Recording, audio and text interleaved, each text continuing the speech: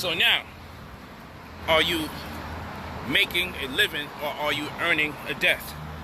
Share this video, family. While we speak, our brothers and sisters need to hear this, because many of us are complacent with having a job.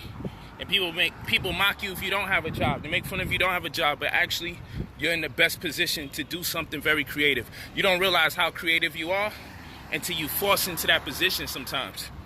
I had to become my most creative when I didn't have no work.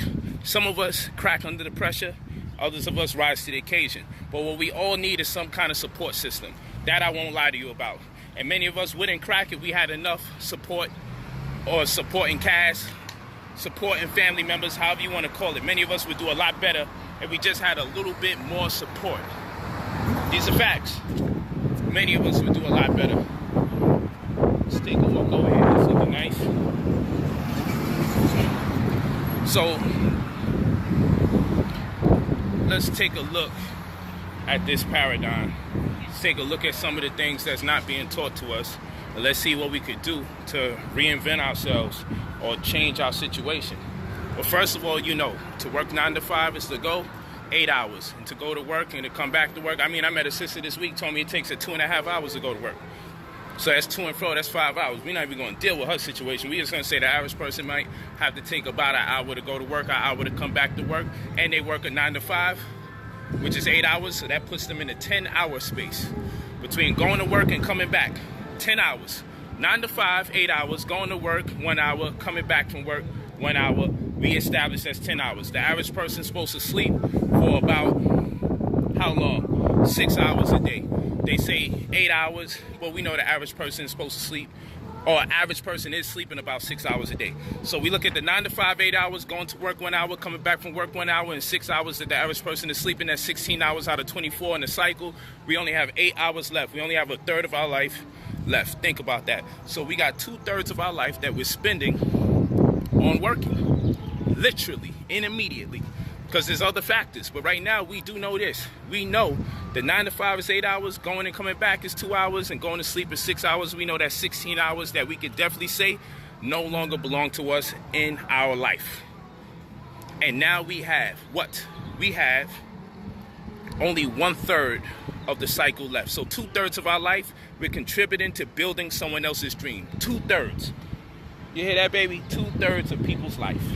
If life was these 3 fingers, yeah, I would have the middle finger left up, but I don't want to vulgar. So if life was these 3 fingers right here, people are using 2 out of these 3 for working for people, and that's all they got left. 1.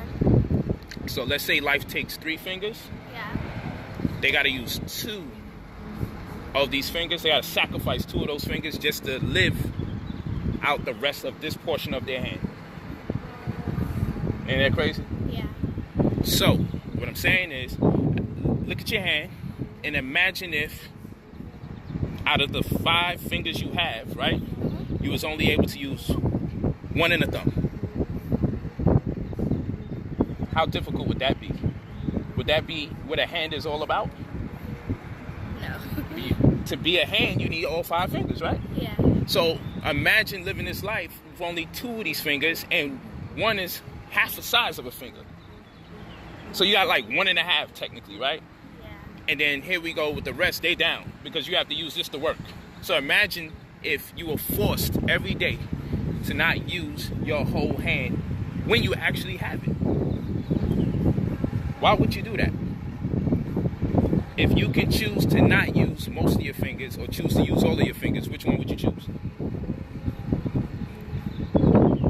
If I said, do you want to use your whole hand every day, or you want to use some of your hand every day, which one are you going to choose? My whole hand. Of course, you're going to choose your whole hand, right? Yeah. So what I'm saying is, in life, right, Yeah. we've been handed a great deal of potential to live, to thrive, to do things for other people and to do things for ourselves based on our mind's eye. But they created a system. They created a system that tells us to do otherwise. They created a system that preoccupies us with creating these opportunities that we were handed to someone else. Now imagine this, baby. Yeah. Imagine if with your 5 fingers, someone only told you can use your pointer finger and your thumb, because you're going to have to use your other 3 fingers to help other people use their whole hand. How would that sound? Crazy. It would sound crazy. So what's happening is we've been given a life, right? Yeah. And we tell time and we know it's 24 hours in the whole cycle, right? After 24 hours, a whole day goes by.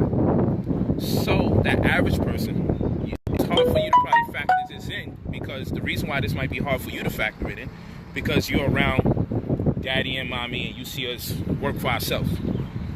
But normally, little girls like you, their mommy or their daddy is gone. You don't see them the whole day because they gotta work. So they don't get a chance to see how beautiful you become, how your attitude changes.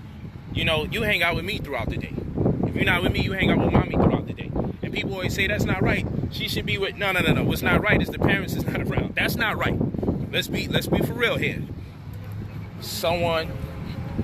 A group of people designed this world in such a way that we should spend more than half of our day working for somebody to make their day better, and to make their future better, and to make things better for their children, and make things better for their wife, and better for their husband, and better for their cousins and nieces and aunts. And in the meanwhile, while we're making other people's life better, guess what? Our life is not that good. What you think about that? It sounds terrible. It's definitely terrible.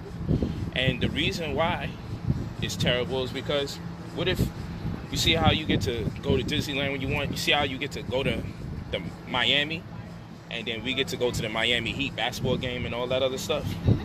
We wouldn't be able to do that if I wasn't an entrepreneur. If I wasn't somebody who put the power within my own hands to be creative enough to be able to live or thrive. None of that would exist, because that's not normal. When we went to the basketball game, how many children did you see there?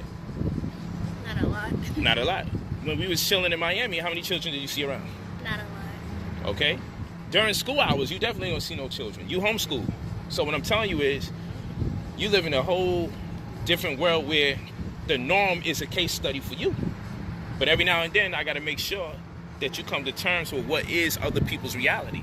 And it's a scary reality, because in that reality, daddy wouldn't be able to be around you as much as ours, and mommy wouldn't be around you as much as ours. So now the goal is to make sure you understand this enough so you don't fall into the same trap and think, let me go get a job. There's nothing wrong with working for somebody. It's good to learn discipline, how to commit yourself to doing something day to day. It's best, though, if you come into the family business. That's what's better. Because with that, you still have liberty and have certain luxury to still live your life while understanding and adopting new disciplines, while also establishing a know of a certain business science, or to be acclimated to the concept of business in itself. It's very important. So, the thing about this is, if you value time with your children, you need to pay attention to this information. And if you want to have children, you need to pay attention to this information. If you want to have a lover, you need to pay attention to this information, because if you're not there to love your lover, this is the reason why so many of our relationships are failing. People always talk to you about the problems that the black community is having, but they don't never talk to you about the solution in the form of economics. The solution has to have some economic incentive in there, because that's what's causing the bulk of many of the problems that we're having. The problem is we're not free to indulge in our own life, because if 2/3 of our life is predicated upon working 9 to 5, 8 hours, going to and fro work 2 more hours, and going to sleep at least 6, that's 16 hours, that's 2/3 of 24, so we have to squeeze the last 1/3 in. And in that 1/3, we're expected to be able to socialize with friends, family, and lovers. Never mind if you have children, because now if you got children, you got to divide the time amongst those children, your friends, family, and lovers. Then you also should be reading, you should be studying, you should be meditating, you should be praying, you should be introspecting. Why you think what you think, why you feel what you feel. You should be doing these things day to day.